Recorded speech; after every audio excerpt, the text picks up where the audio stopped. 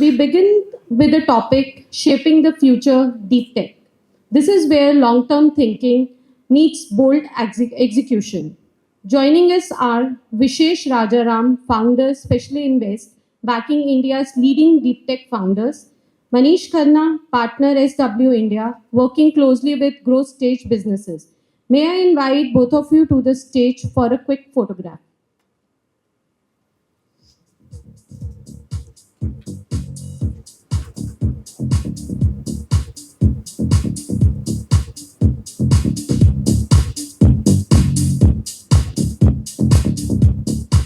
Sir, before we start your discussion, I would just ask you to come forward for a photograph.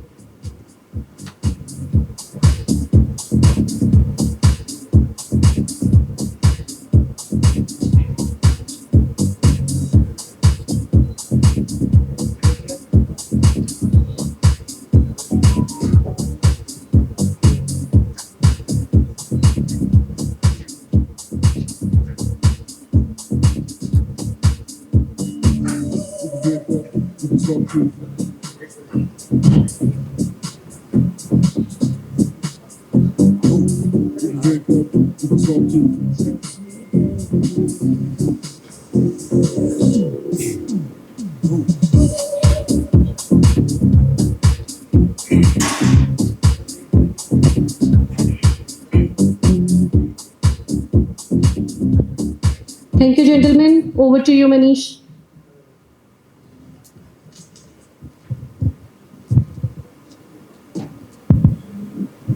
Thanks, Manisha. First of all, good evening, friends. Pleasure to have you here. And warm welcome to Vishesh, who has been a very close friend actually for last 18 years. We enjoy the relationship, and founder of Special Invest, which is one India's. I always says that it's India's number one. So, and I wish that they continue to be number one actually in the deep tech space, because I've seen actually their journey not just from what he has done in the past in his personal professional capacity, but from the team actually how they have evolved over a period of time in the deep tech space, investing in the deep tech space, and eventually helping the companies actually in making their ground upfit. So even what we have seen actually there help them in their growth journey in the past also, while raising capital, and from the seed fund of fund 1 to fund 4, even now he's raising a growth capital. So happy to host you all the times, I would say, whenever you are here in Gurgaon or wherever actually. Thank you very much. Thanks for having me here.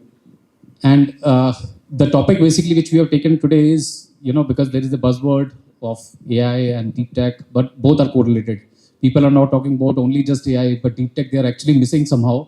There are not too many sessions, I would say, which are getting, grabbed for attentions of those investor fraternity, that how to or where to, or rather, then there are ifs and buts attached to. So many discussions actually fail to understand there is something actually science going behind, even a lot of efforts going behind even deep tech company, which have taken more than 10 years to actually create one product versus the AI, where there is a 1 year journey people have done, and then there is a 100 millions of valuations and the money actually in billions getting into those market in the developed world. But the without hardware actually, because AI is just software side of it, the hardware side of it is basically missing the the right punch, I would say, in terms of the capital flow. So I personally believe that wave is definitely going to come into India in a long way, because of the government support now, with the RTF fund or RDB fund actually coming into play, and then the government support coming into play. Maybe now I'll take up with Vishesh, how he look at this journey of deep tech actually in India, and then maybe I'll take up those poses which I have. Over to you, Vishesh. So again, thanks for having me here. So oftentimes when we talk, it appears that deep tech is a very recent phenomenon. Correct. And the sense that we carry, it's possibly not, right? Especially this session is being done in the Delhi NCR region. And the Delhi NCR region has been known for its manufacturing, for its auto ancillary belt. So is Pune, so is the South. So, between the 1970s and all the way till about 2000, pre-internet era, we were doing a lot of deep tech. There was still a lot of manufacturing happening. There was still a lot of pharma happening, product discovery, process reengineering, all of that is still considered in our lens deep tech. Of course, I think the last 20 years of the wave of internet, the wave of consumerization, and the wave of mobile has possibly eclipsed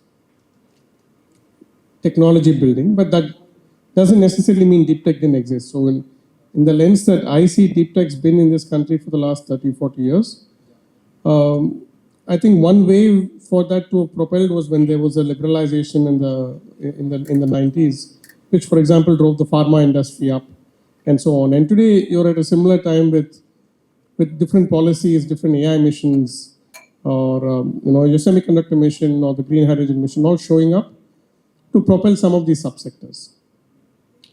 But I think there's a big fundamental shift that's very different in the last 10 years than, let's say, the last 30, 40 years, which is the core foundation of how we think about research. And that, in my lens, goes back to where academia sits. Right? If you looked at the top 10 technology institutes in the country and rolled them 20 years ago, they were largely being measured on how many engineering students are we training, how many of them are getting jobs. So it was all about part knowledge, find employment. Right? That was the philosophy. I think today, if you go to an Indian Institute of Technology, Delhi, and talk to a professor, they are not expected to teach more than 4 hours a week. And there's a good 40 hours of research that each of them are putting in consistently. Now, each time the research translates to something credible, that becomes a course in the institute, which means not only does someone discover something, but 400 people get trained on that data. That essentially means there's a reasonable part of our, in a small way, country that's getting upskilled. The other layer to this is large corporates, both domestic and international, in my view, has possibly put a few thousand crores in the centers of excellence in all these top universities with the hope of doing joint research. That has led to creating infrastructure. If you go to IIT Bombay, there's a battery lab. They have a full cell manufacturing lab. If you come to IIT Madras, they have a full combustion lab, for example. Now, each of these are anywhere between 200 and 500 crore centers. Now, when you have a center of this nature, you have researchers willing to come there because they have something to play with, something to experiment with. So you're saying infrastructure is playing out a big way in the last 10 years or 5 years? I'm saying just attaching some value to wanting to innovate in research, and that combined with infrastructure is becoming a watering hole for new innovation. And we spend a lot of our time looking at the intersection of academia and industry. Right? Where could great technology come out of academia that solves big problems in the industry? And that, in my view, has been a big propeller for deep tech in India, which incidentally, if you go to a country like Israel, where the 8200 unit and Technion do a lot of innovation together, or you go to America and you roll back 40 years, be it Qualcomm or be it any of the big tech, including Google, that came out of Stanford. So between Stanford, MIT, and Harvard, most of the great tech came. So we're not that far apart in our ability to build some of that in India. So I think it needs us to have some more belief, but we're getting there. Absolutely. So, and where do you see the gap actually? If I talk about only the India market, I'll not actually go to the developed market. Obviously, we have limitations. So where do you see the gap actually, which can be filled, which cannot be filled? I think there are two kinds of gap. Yeah, I think there are two kinds of gap. There's one clearly that certain countries are far more advanced in just a quantum of infrastructure that they have built in certain categories. Like if you take battery materials, that's not necessarily a strong strength of ours at this point in time because somebody else access to the mines, access to the refining, and so on and so forth. So there are certain areas that we are a bit behind. Like we could have done fabs 15 years ago. But I think the optimism in me says it's never too late. It's better to start now than not do it at all. So that's definitely one. And I think the disadvantage is every time we compare ourselves. So that means evolving supply chain. Yeah, so the only aspect of this is we should not compare ourselves to another country, right? Like sometimes people come and ask, how are we compared to China? I don't think we should compare ourselves. We have our own economy, we have our own consumption story, and we've got to focus on what's relevant for us. Not necessarily trying to compete with somebody else who's invested 20, 30 years ahead of time. You're absolutely right. When it comes to the application of drones and mix of others, obviously, say for example, the logistics of drones also, Indian cities actually have different obstacles to, so even if Chinese comes in, he doesn't know the play actually, like which is going to play. So from a tax standpoint, he can do it, but when it comes to the implementation or application side of it, I'm 100% sure there will be limitations to it. I think the other gap is on the investment side. See, we as a set of individuals have been less patient. We want outcomes here now, quarterly, half yearly, yearly, and we want visible outcomes. Nobody is willing to stay quiet for 3-4 years and then play how things may go out. So there is definitely a desire to avoid risk, a perception of the average investor is how do I avoid risk, right? So But you're saying capital is there, but people actually wants to take lesser risk. yeah, so capital loves to take less risk, but unless you're taking large risk, the outcomes are not going to be larger. And somewhere, the good news is at least there's a reasonable portion of the investor community that's willing to realize that some of this is possible in India, and allocating a piece of their capital, a smaller piece of capital towards this high risk, high return. It's definitely high risk. There's no walking away from that. But if everybody is going to avoid risk, then the only ones who are going to benefit are the banks who get their FDs. No, we have also seen that trend actually. Like a lot of family offices have started bidding actually, or putting the faith actually on the technology or the future side of the technology, rather than the VCs actually who actually are maybe shying away. They are just waiting on the sidelines at times to have a growth or maybe some traction or something getting built. And the risk capital actually needs the conviction. So obviously you're right on that count. And those who understand the business dynamics, I think they are the better people to actually bet on. And I think on that note, this whole RDI piece, which is the sovereign money coming to shore up some of this technology buildup, is critical. We've seen this in other parts of the world, and I think it's the right time to do this in India as well.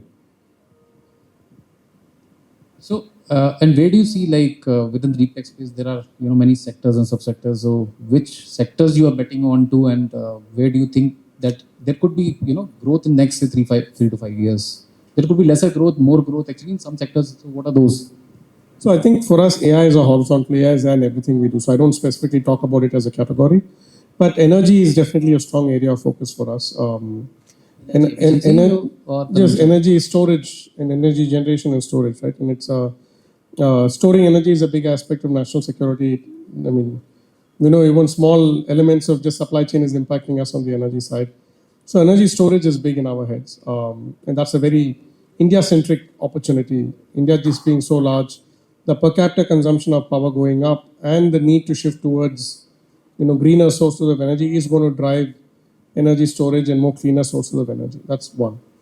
The second piece for us is health, where again it's very much an India-centric business, just given how large the population in India and uniqueness around, be it medical devices, be it delivery of services in the healthcare space, or be it even as deep as drug discovery, which is very unique, or cancer therapy, which is very unique for the kind of DNA profiles that people are in the country. So that's a strong area of focus for us.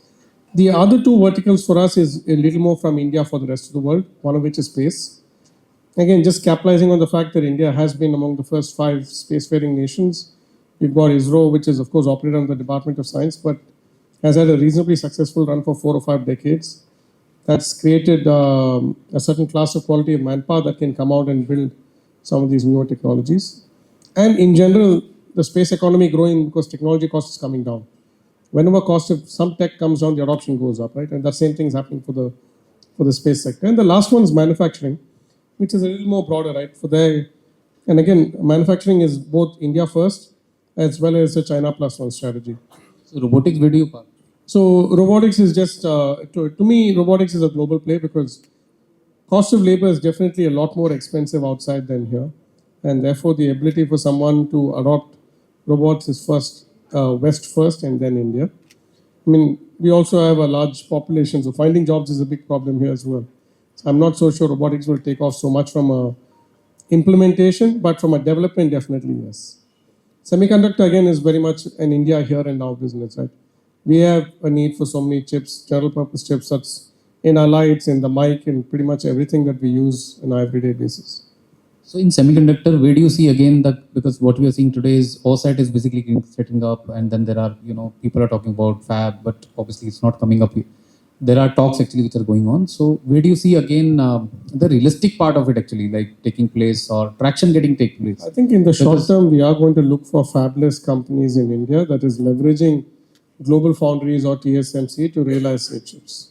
There's no walking away from that reality, but that's still a good place to be because with OSAT and packaging and all of that coming first, and the fabs taking a little longer, rightfully so, we'll still be in a position to uniquely design chips, secure chips for India, which is a need, be it your CCTV camera or be it your other authentication or the fingerprint readers.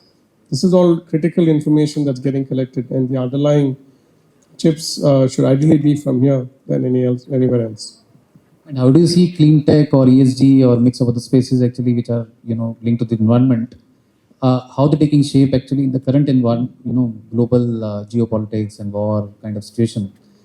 Because a lot of investments in the past, like before Trump came into play, investment has gone into billions actually coming from developed nations, and now there is no play, which is like no capital or less capital getting allocated towards that. So where do you see actually the future?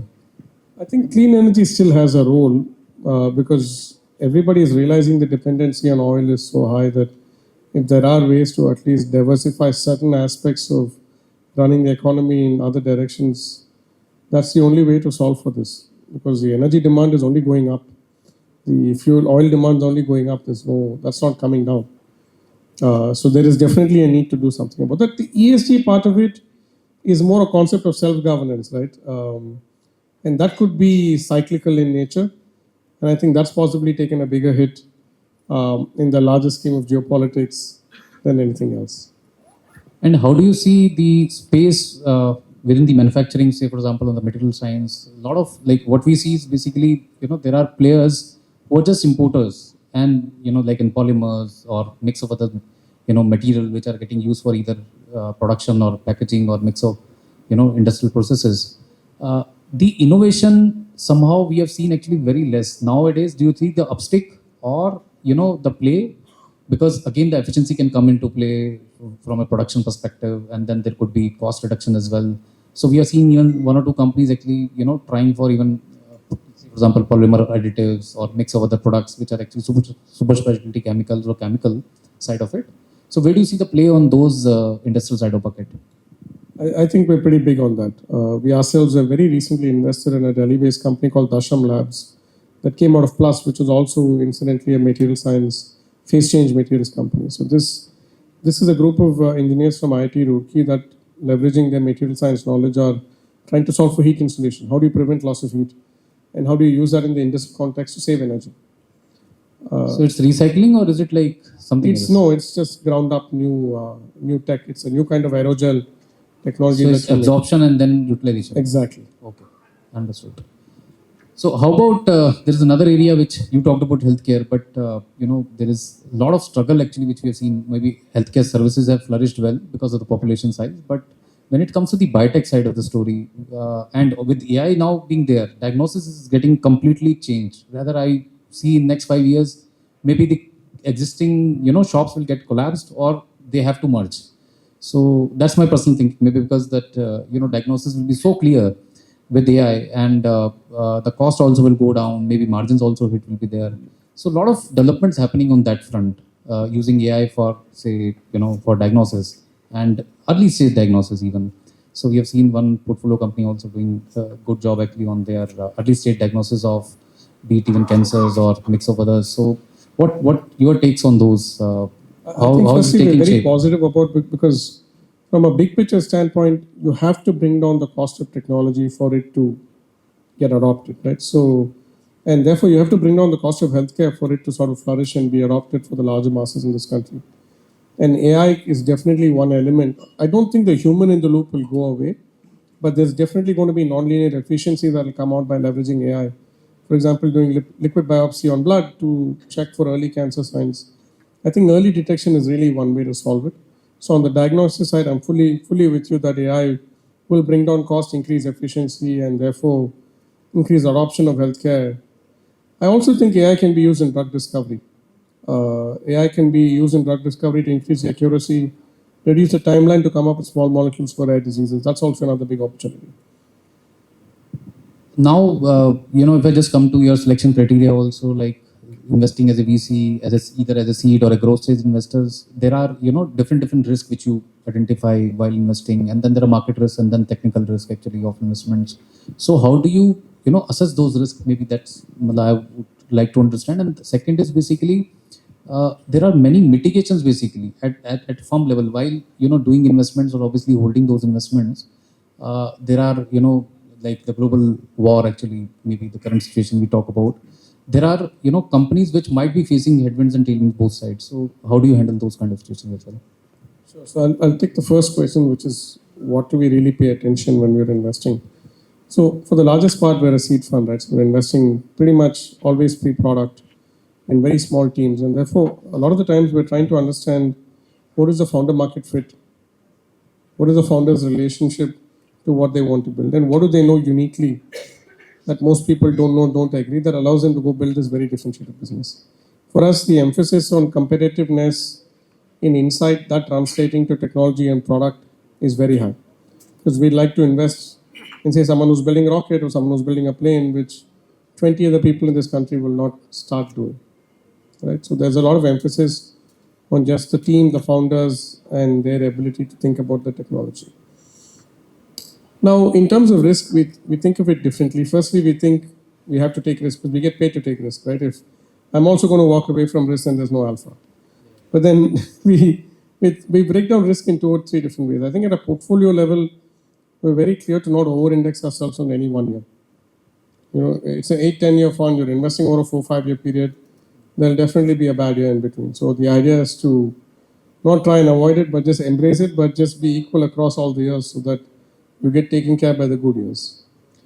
But at a deal level or at an investment opportunity level, we're always thinking the correlation between capital and risk.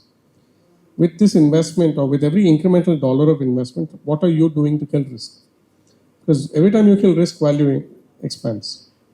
So that's one way for us to look at and then see where is capital efficiency, right? Where does that incremental dollar give you bigger outcomes on killing risk? And that's sort of the way to think about follow-on portfolio allocation that we... From a market perspective, how do you manage actually, like, while investing? So I mean to say market risk, basically. Yeah, I think so. The market risk part, I think if there's one thing we don't take too much risk on, it's on the market, because in almost all of these cases, the market is ready, it's here and now. You're trying to solve and disrupt the existing large market with a very new technology. Actually, in most of the cases, may not be in deep tech side of, but maybe the AI side of it, actually this comes in. Yeah. So because like you are developing a product and then eventually something happened. So that fast change actually, is eventually... Yeah, I think in those cases, it's all about making quick iterations to then keep checking what customer pulse is. But I think deep tech and AI, one of the most important things to do is to keep talking to customers, because you can always go think you're building something great inside your deep garage, but market may or may not even want it. Correct. So that's another relevant point which you took up. Like there is, a lot of industry consultants. I think you have been onboarded with IITs, and then you're onboarded with certain, industry veterans or industry experts. So how does your process actually works? Like, because they have their own views. So we leverage them largely for the technology side. For the market side, we actually want to go and talk to customers directly. So part of our underwriting risk at an early stage is to talk to the 5 potential customers and see if they relate to the problem, if they'll buy it. And in almost all cases where we invest, we introduce those potential customers so that this whole product market fit journey is far more quicker and iterative than you building something, then coming and showing the customer and then sort of realizing that's not what they want. Now, another question is like, because, conviction under uncertainty, when there is no product, it's everything in air. Many, in the seed stage, you might have done actually those stuff. There's only idea, there is good team, and you're betting on the people only. So I know there is a journey to the product, but there are so many things that get achieved and not achieved. So how do you, assess those risks and then take the decisions? Yeah, so I think very honestly speaking, it's very hard to assess that risk on day zero, right? So I think one of the things we do is we reserve at least 2/3 of the fund for subsequent investments. So there is, of course, a certain amount of capital we're giving based on our evaluation of the team, the market opportunity, and the roadmap for execution.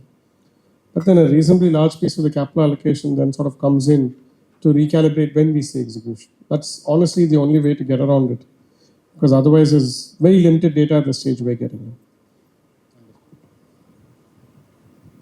And where do you see the, within again the deep tech space, the next wave coming in, like in next foreseeable future, I would say for next 1 or 2 years, like you might have seen a lot of investments which you have done until date. And then there is a trend also, like apart from AI, I'm talking about, where you see that. I think the entire electronics, be it semiconductors, be it sensors, be it even electronic warfare, and that rolling up into defense, optoelectronics, all of these are really here and now opportunities. I think there's a clear realization that in order to retain our sovereignty, we need all of these technologies built up here and now. So that means you're talking about sustainability and. No, I'm talking about things like defense and, defense electronics, sensors, electronic warfare, so I'm saying dependence to reduce dependence on the imports and then 100% reduce imports. Okay. Okay. And the sustainability part. It's not even, one has to be really smart about where to import this from now. Because geopolitics is so complicated today, you don't know who's going to give you what. Right? It's not even about reducing imports, it's about just saving sovereignty now. True. 5 years ago, it was about reducing imports, and that's how this all got started. Correct. But it's very quickly escalated to, are we even going to get this from somebody? True. So, in next, say, foreseeable, rather long-term perspective, you maybe in next 4-5 years, where do you see that, the industry, like say, for example, with industry 4.0 being there, and then there are a lot of other play actually happening in material science and import also getting reduced. Where do you see more traction actually getting built? That's another, in any subsectors where you see. Yeah, I think definitely semiconductors will be there. That's one part. That's definitely one, and the other space. Okay. Yeah. And any milestone to watch for, like, for that emergence to happen actually on the production side? I think all of these big plans, I think the fab coming will be a big one. That will sort of possibly be the defining moment where we are then reasonably self-sufficient. Of course, one can talk about substrate material for something. But I think that will be a big pivotal moment for the world of semiconductors. So relevant to the same context, where do you see the government support coming in? Because that's the something like impetus, for growth for this sector actually to, go from 0 to 1. So eventually, because I think it's early but positive, right? There is a semiconductor mission which actually for very early stage companies ends up giving up to a couple of $1 million of reimbursement. It's not a grant, it's a reimbursement where you spend and then you get to claim. No, actually, there are various schemes which they are talking about. Like fund also, they have actually come up with 50% contribution. So what are those actually which are impetus actually for someone to? Yeah, so I think the big picture is I think we're talking about this 10,000 plus crores of money that they're allocating to deep tech, and that possibly getting allocated will definitely have a trickle down effect. They're doing this through BIRAC, they're doing this through TDB. They also want to do this through funds that will invest in deep tech, and I think that will definitely have a trickle down effect because all of this is going to different fund managers who will invest in different companies.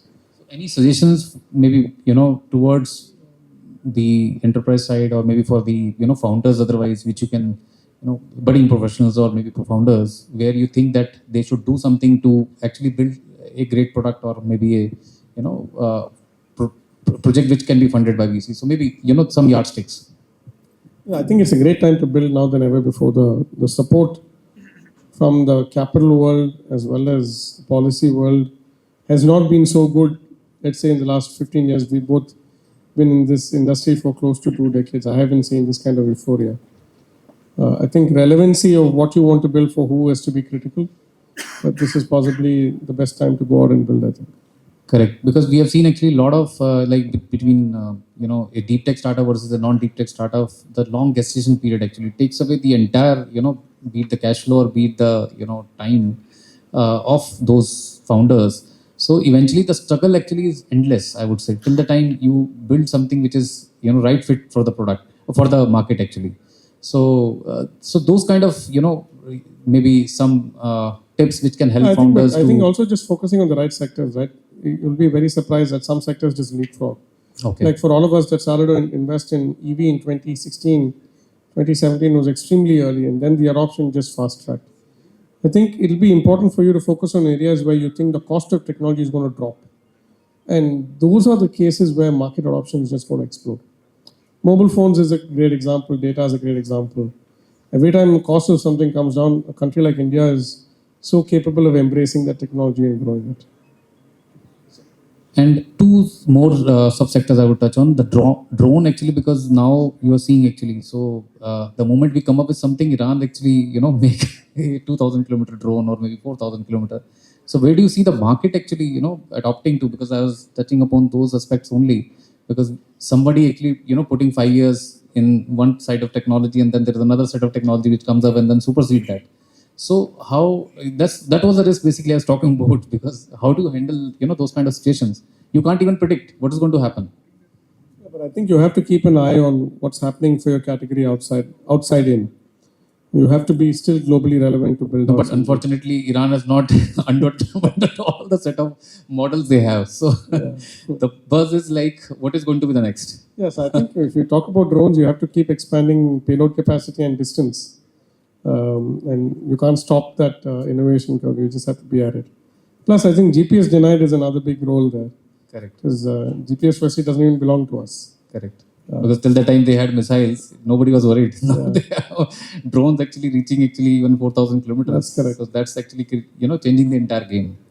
So apart from that, maybe anything which I not have covered, maybe in case you want to add on to, No, I think you'd covered pretty much everything. I'm not sure I have much to add. Otherwise. I think then maybe it's great to have your views on deep tech sector in India.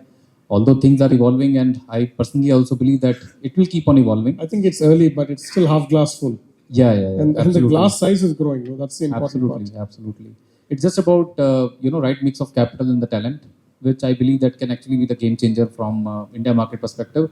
One thing is very important. Actually, it's a belief of person. I think maybe challenges comes on board, because I as a founder also saw a lot of development keep on happening in the fintech space, and then mix of other things, product keep on changing.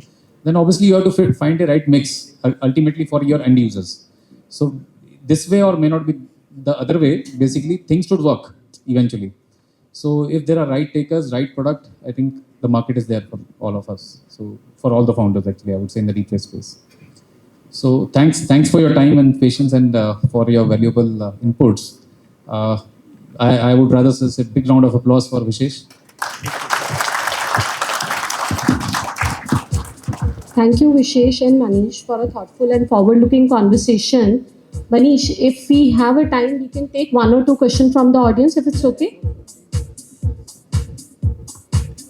I didn't know that there is a Q&A. So Anybody? Yeah, anybody from the audience, maybe in this case, they want to take up on any space. That's it. Can I have the mic? Yeah, hi. Sir, please introduce yourself briefly. Yeah, my name is Vipul Agrawal. I am CFO with 𝐒𝐿 Express. Very interesting conversation, and I think you gave a very good overview that what is happening in India in deep tech and semiconductors and drones and all. I just want to know that if we compare Indian story vis-a-vis, what's happening in the world, would you please throw some light, where are we? I mean, are we there in some meaningful manner, or we still have very long way to cover? You mentioned that, glass is half full, half empty, and glass size is increasing every day. But I just want to understand where we are actually compared to other countries. So I think for certain sectors, we are on par. For definitely space as a sector, we're on par. Healthcare, we're on par, or close to being on par. I think semiconductors, we're getting there. We're putting all the right metrics out there, but we're clearly anywhere between 5 and 10 years behind. That's okay. Rather, I would add, maybe for space tech as well as for health tech, you would see we could be more competitive actually in terms of pricing. So, and he's talking about technology. So on a pricing front also, we could be very competitive. Absolutely. Yeah, and I think if you look at then other subsectors such as I think robotics, we're still maybe 5 years behind. So I think anywhere where there is a gestation period of investment that, let's say, some other geography has gotten in and used their taxpayer money better to do some of this, either because they're not democratic or whatever else, that's definitely allowed them to have a leg up on a few of the sectors. But, like I said, half glass full is a good place to be. Do we have any other question? I think the discussions are so good that nobody has any question. They may raise actually even in the networking session down the line. Yes. So before you leave the stage, Vishesh, Manish, may I request you to present a small memento to Vishesh, our way of saying thank you and leaving you with the memory of connections.